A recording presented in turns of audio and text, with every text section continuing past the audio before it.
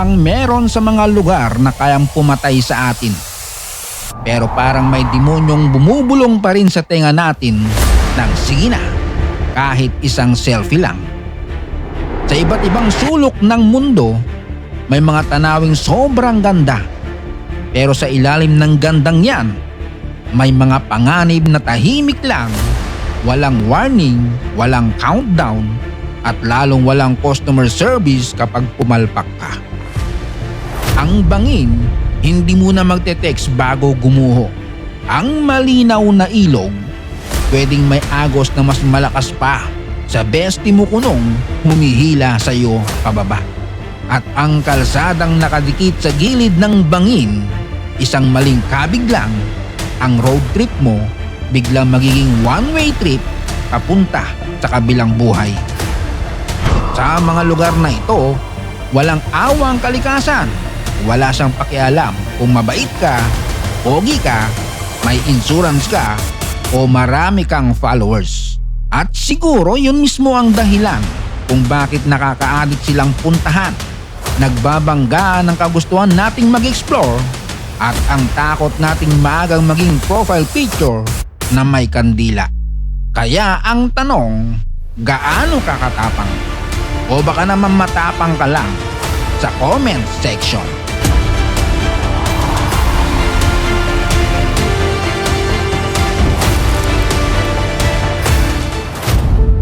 Papayag ka bang mag-mountain bike sa isang trail na ang pagitan ng gulong mo at ng napakalalim na bangin ay ilang pulgada lang? Sa Dolomites ng Italy, may mga mountain biker na kusang pumipili ng napakanipis na ruta na nakakapit sa gilid ng matatarik na bangin. Isang maling liko o isang segundo ng pagka-distract, siguradong express delivery pababa ang kahantungan mo. Maraming bahagi ng ruta ang puro magaspang na lupa at nagkalat na bato. Halos wala ring espasyo para bumawi kapag nagkamali ka. Kapag sumobra ang kabig mo, wala nang delete for everyone. Kapag nagsama-sama ang bilis, taas at malakas na hangin, bawat kurbada kailangan ng galing at tibay ng sikmura. Pero hindi lang pagbaba ang problema. Kailangan din nilang buhati ng kanilang mga bisikleta paakyat sa matatarik na bahagi ng bundok.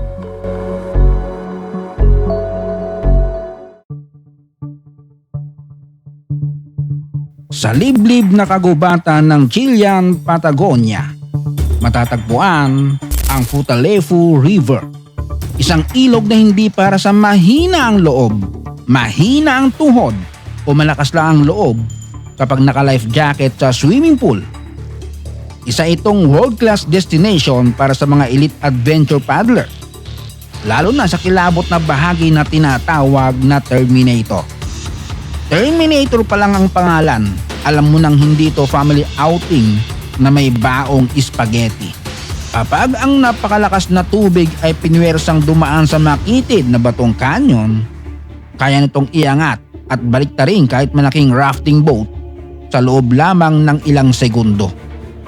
At kapag nahulog ka mula sa raft, pwede kang hilain papunta sa mararahas na whirlpool, paikutin, hampasin, ilubog at labhan na parang damit sa washing machine na galit. Hindi mo makikita, hindi mo mararamdaman hanggat hindi ka nahihila. At kapag nahila ka, hindi pwedeng sabihan ng ilog ng boss, teka lang, hindi pa ako ready.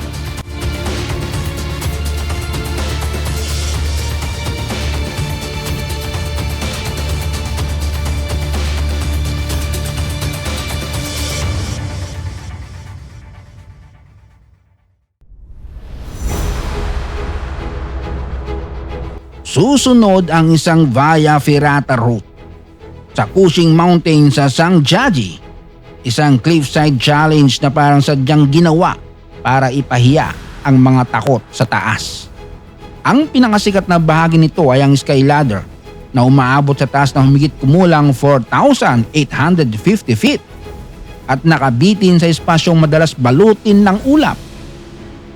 Para makatawid, Kailangan mong ilipat ng mano-mano ang bawat safety clip sa steel cable. Saka umabante ng paisa-isang hakbang sa bakal na hagdang nakasabit sa ere. Sa ibaba mo, wala. Sa paligid mo, ulap. Sa isip mo, lahat ng kasalanan mo mula grade 1 biglang nagre-replay. Kapag humampas ang malakas na hangin, mas ramdam mo nakalantad ang buong katawan mo. Walang pader, walang bubong, at walang kapit maliban sa bakal at natitira mong dignidad. Sa rutang ito, isang maling galaw o biglaang panik lang ay pwedeng magdulot ng matinding panganib. At kapag nasa kalagitnaan ka na, halos imposible nang umatras.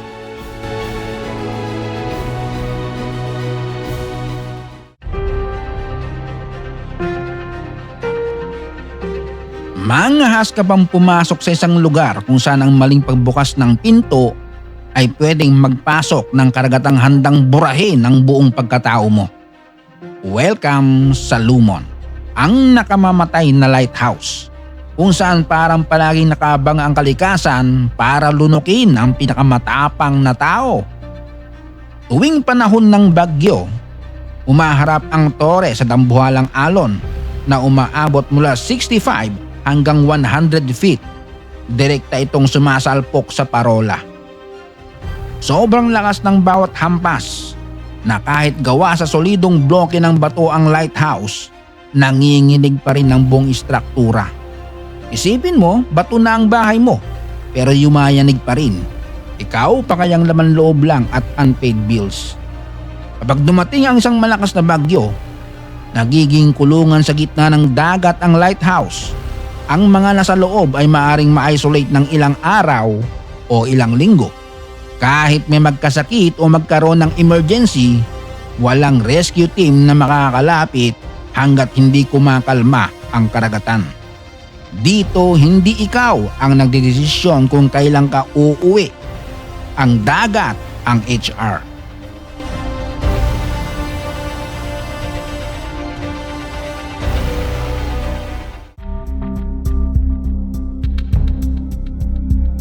Huwag mong pagkamalang ordinaryong adventure ang Everest. Ang biyahe rito ay nagsisimula sa ilang linggong paghahanda at paglalakbay sa isang malupit at nagyayelong kapaligiran. Sa mga unang yugto pa lang, kailangang buhatin ng climbers ang dose-dose ng equipment, espesyal na damit, pagkain at oxygen supply, para lang manatiling buhay sa matinding altitude. Pagpasok sa ice zone, kailangan nilang tumawid sa gumagalaw na bloke ng yelo gamit ang mga metal ladder na pansamantalang inilalatag sa ibabaw. May mga bahagi na sobrang delikado, kaya dahan-dahan silang humahakbang o gumagapang sa bawat baitang para hindi mawalan ng balanse. Habang tumataas, kailangan din nilang magkampo sa mga tarik na slope kung saan ang temperatura sa gabi ay maaaring bumagsak. Diyan pati sipon mo magyeyelo bago pa makalabas. Ang sunod-sunod na panganib na ito ay nagdulot na ng mahigit 300 pagkamatay sa Everest. Marami sa kanilang mga katawan ang nanatili pa rin sa bundok dahil halos imposibleng maibaba ang mga ito.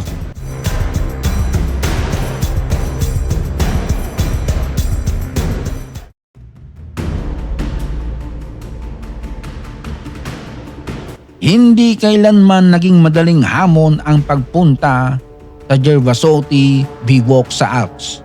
Para marating ang shelter na ito, kailangan tawirin ng climbers ang halos vertical na batong pader at mga glacier na bitak-bitak at may siwang. Pagdating sa itaas, isang kakaibang metal tube ang naghihintay.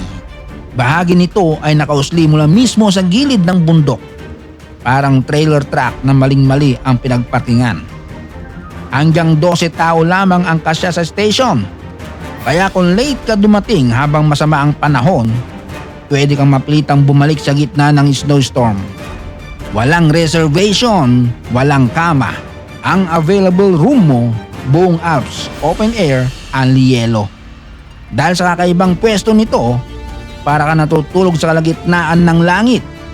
Pero sa ilalim mismo ng entrance ay bangin at libu-libong talampakan ang lalim. Kaya bawat hakbang ay kailangang eksakto, walang antok-antok, walang lalabas na nakapikit. At ang pinakamatindi, walang enclosed toilet. Ang diskarte kung gusto mong magpasabog, kailangan mong lumabas sa nagyeyelong hangin at harapin ang hanging parang hinihiwa at binebembang ang puwet mo.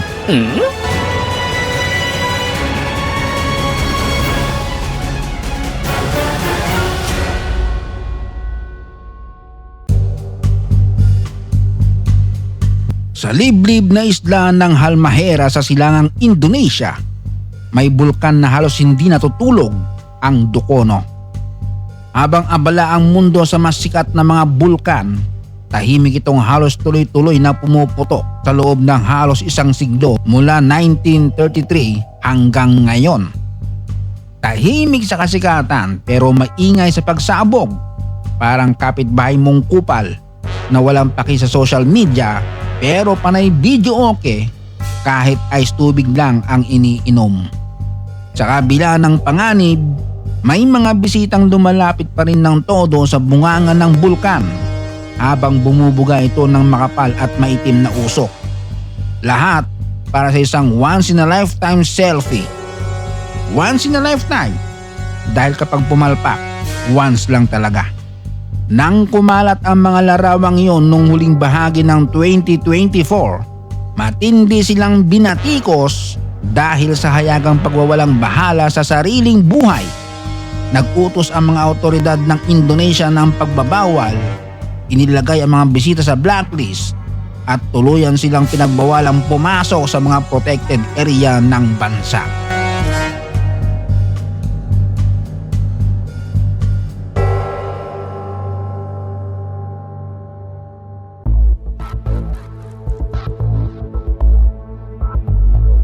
Ang Pico de Arriero papuntang Pico Ruibo Trail ay isa sa pinakamalulupit na cloud walking route sa Europe. Pinagdurugtong nito ang dalawa sa pinakamataas na tuktok ng Madeira Island. Mga 4 hanggang 5 milya lamang ang trail, pero huwag kang magpapaloko sa distansya dahil sa matinding elevation gain at paulit-ulit na matarik na batong hagdan, mabilis itong inuubos ang lakas ng hikers. Hindi umiikot ng komportable ang ruta sa bundok. Dumadaan ito sa makikitid na ridgeline na may malalim na lambak sa magkabilang panig. Kapag umihip ang hangin mula sa dalawang lambak, para kang pinag-aagawan ng dalawang higanting electric fan. Ilan sa pinakamapangalan na bahagi ay makikitid, matatarik at exposed na metal stairway na direkta nakakabit sa halos vertical na batong pader. Sa taas na mahigit 5,900 feet, napapalibutan ka ng dambuhalang volcanic cliff at matatalim na ridge. Kapag pumasok ang makapal na fog, nawawala sa paningin ang mga lambak sa ibaba. Para kang naglalakad sa ibabaw ng dagat ng ulap, napakaganda, napaka-cinematic at napakadaling makalimutang bangin pala ang nasa ilalim.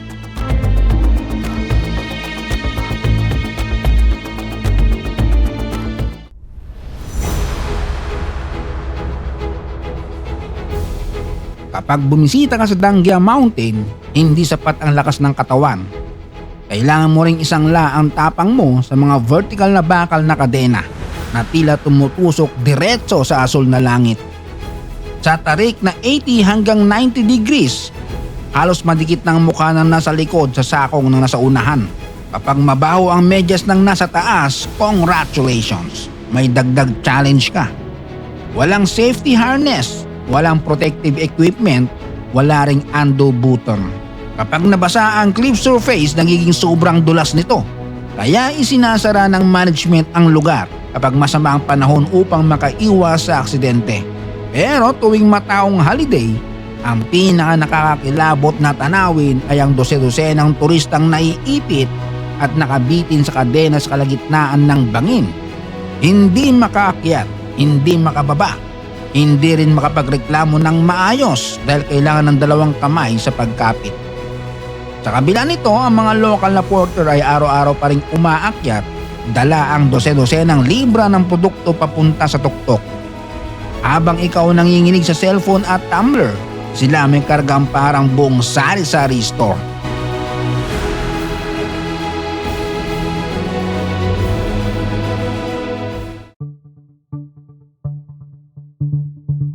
Ito ang Hoku Waterfall, kung saan ang dambuhalang Yellow River ay biglang pinipilit dumaan sa isang makitid na batong lagusan at nagiging isa sa pinakamabangis na talon sa China. Napakalaking volume ng tubig ang bumabangga sa canyon walls nang may napakalakas na puwersa. Sumasabog ito pataas bilang makapal na ulap ng mist na may dalang sediment hanggang sa shoreline. Dahil dito, laging basa at madulas ang mga daanan sa paligid ng talon. At syempre, dahil tao tayo, ang unang naisip ng marami doon sa pinakadulo para mas maganda ang picture. Ang dagundong ng bumabagsak na tubig ay parang 10,000 kabayong sabay-sabay rumaragasa sa kapal ng mist at lakas ng ingay. Pwedeng mawala ang sense of direction ng mga taong malapit dito. Pero hindi pa rin napipigilan ng mga bisita nagsisiksikan sa madulas na gilid para mag-selfie. Kasi minsan mas malakas talaga ang tawag ng content kaysa tawag ng common sense.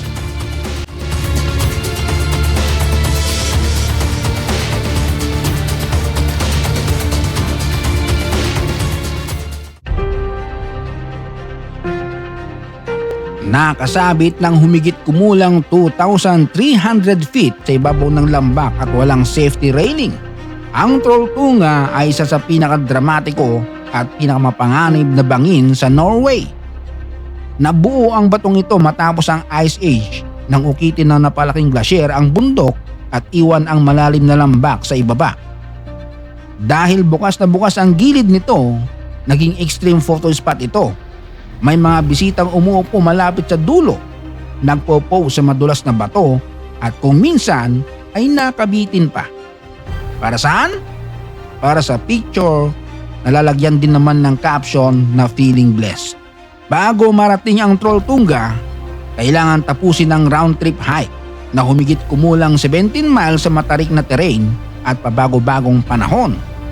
Ang malakas na hangin mula sa lambak ay pwede biglang sumirit pataas at magpawala ng balanse sa sinumang nakatayo malapit sa gilid. Kahit libo-libong tao ang pumupunta taon-taon, iniiwasan pa rin ng mga awtoridad ang paglalagay ng railing upang mapanatili ang hilaw at natural na anyo ng Trolltunga. Natural na natural, pati panganib, organic.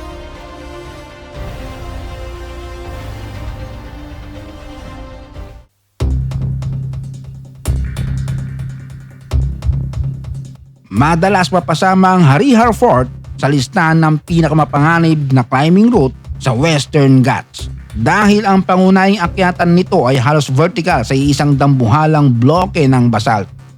Mayroon itong 117 hakbang na may tarik na humigit kumulang 80 degrees. Bawat tungtungan ay sobrang kipot. Nakalati lamang ng paa ng isang adult ang kasya. Walang metal handrail. Kailangang kumapit ang climber sa maliliit na ukang inukit sa magkabilang gilid ng rock face. Sa loob ng maraming siglo, milyo-milyong yapak ang kumayod sa mga batong hakbang. Dahil dito, kuminis ang ilang bahagi at mas lalo pang humirap kapitan. Tuwing weekend, daang-daang bisita nagsisiksikan sa makikitid na hagdan para marating ang guho ng fort at makita ang malawak na lambak sa ibaba. Kaya hindi lang bangin ang kalaban mo, pati traffic, pero imbes na busina, puro sigaw at dasal.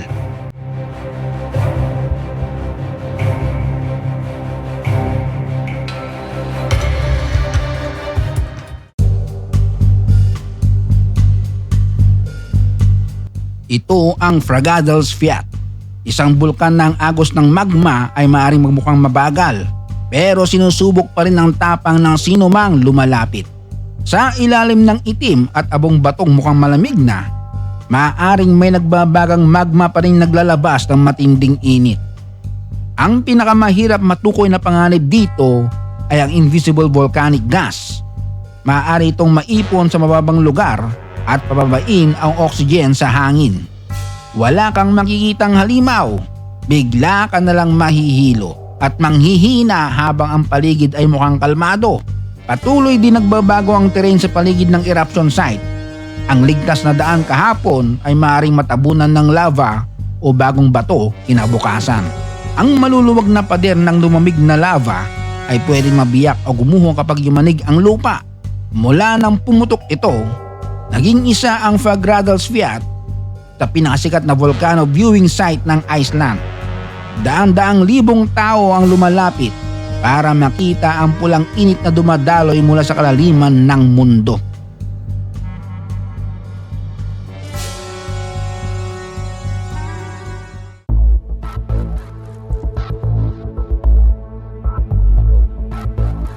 May trail sa United States na kailangan mo munang manalo sa lottery bago ka payagang pumasok. Ang Angels Landing sa Zion National Park, Utah. Ang dulo ng ruta ay isang makitid na ridgeline na may bangin sa magkabilang panig. Halos 1,000 feet ang lalim. Para makatawid, kailangan kumapit ang hiker sa steel chains na nakakabit sa bato, habang maingat na sumusulong sa gitna ng malakas na hangin at malawak na kawalan sa ibaba. Lottery ang entrance, bangin ang grand prize. Mas tumitindi ang peligro kapag nabasa ang sandstone. Isang dulas lang ay pwedeng humantong sa pagkahulog na walang anumang sasalo. Sa trail na ito, hindi bababa sa 18 katao ang namatay.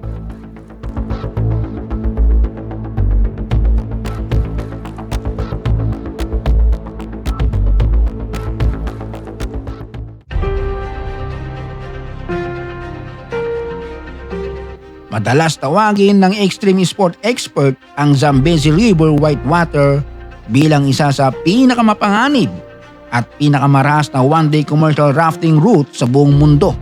Ang launch point ay nasa ibaba mismo ng Victoria Falls, kung saan napalaking volume ng tubig ang bumabagsak at lumilikha ng malalim na whirlpool sa bungad ng Batoka Gorge. Kapag nakapasok na ang raft sa gorge, tumataas ang vertical basalt cliff sa magkabilang panig. Halos wala nang lugar para umatras, huminto o sabing bababa na lang po ako rito. Ang mga hydraulic hole ay hindi lang nagtutulak sa raft pasulong. Kaya rin nilang hilain pababa ang nahulog na tao at paikutin sa ilalim na parang higanteng washing machine. Ang pagbaliktad ng malaking inflatable raft ay hindi bihirang aksidente rito. Sa maraming rapid, halos bahagi ito ng package. Parang resort inclusion, helmet, paddle, life jacket at libreng trauma. Mula Agosto hanggang Disyembre, kapag mababa ang tubig, mas lumilitaw ang matatalim na batong nakalubog, kaya mas nagiging delikado ang ilog. Kung gusto mo ng adventure na gigising sa buong pagkatao mo, eto na yon. Pati kaluluwa mo, mapapahawak sa paddle. At yan ang ilan sa mga lugar sa mundo na sobrang ganda. Pero parang may kasamang waiver na nakasulat, kapag nagkamali ka, huwag mo kaming sisisihin. At kung nagustuhan mo ang kwentong ito, huwag kalimutang mag-like, mag-share at mag-subscribe. Shout out Jewel Emerald Rosales na nasa Kuwait, Renz Romel Gallego, Marvin Ibanez, JV Agosto from Villaba, Leyte, Jeeptech Cellphone Repair Shop, San Miguel, Bulacan, Antonio Almendras from Davao, at kay Zami Yamel Medina from Capas, Tarlac. Maraming salamat sa panonood. Hanggang sa muli.